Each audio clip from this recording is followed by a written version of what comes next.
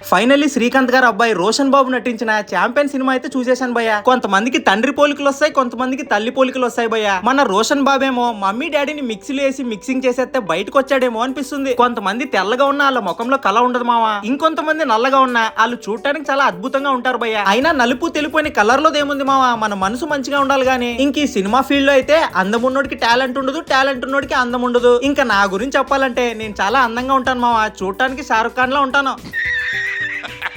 ఇంకా champion cinema గురించి చెప్పాలంటే చాలా బాగుంది మావా. రోషన్ బాబుకి ఇది 3వ సినిమా అనుకుంటా, ఈ రేంజ్ లో యాక్టింగ్ చేస్తాడని అస్సలు అనుకోలేదు భయ్య. సినిమా రంగంలో నెపోటిజము, సెలబ్రిటీ పిల్లలకి ఈజీగా అవకాశాలు వచ్చేస్తాయని అనుకుంటాం గానీ, అవకాశాలు వచ్చినా వాళ్ళకి టాలెంట్ లేకపోతే ఎట్టా చెప్పండి మావా. ఈ సినిమాలో రోషన్ బాబు యాక్టింగ్ మామూలుగా చేయలేదు భయ్య, కింద పడి మట్టిలో దొరలేసాడు అనుకోండి. సినిమాలు ఎంత కొంచెం ఎక్కువ ఉన్నా చివరి వరకు ఎమోషన్ మాత్రం కరెక్ట్ గా కనెక్ట్ అయింది మావా. నిజాముల్ నుంచి హైదరాబాద్ నగరానికి ఎలా స్వతంత్రం వచ్చింది అనే పాయింట్ మీద ఈ సినిమా తీశారు మావా. ప్రతి ఒక్కరు ఖచ్చితంగా చూడాల్సిందే. క్లైమాక్స్ కొంచెం ఎమోషనల్ గా ఉంది. మీ ఫ్యామిలీ మొత్తాన్ని సినిమాకి తీసుకెళ్ళండి.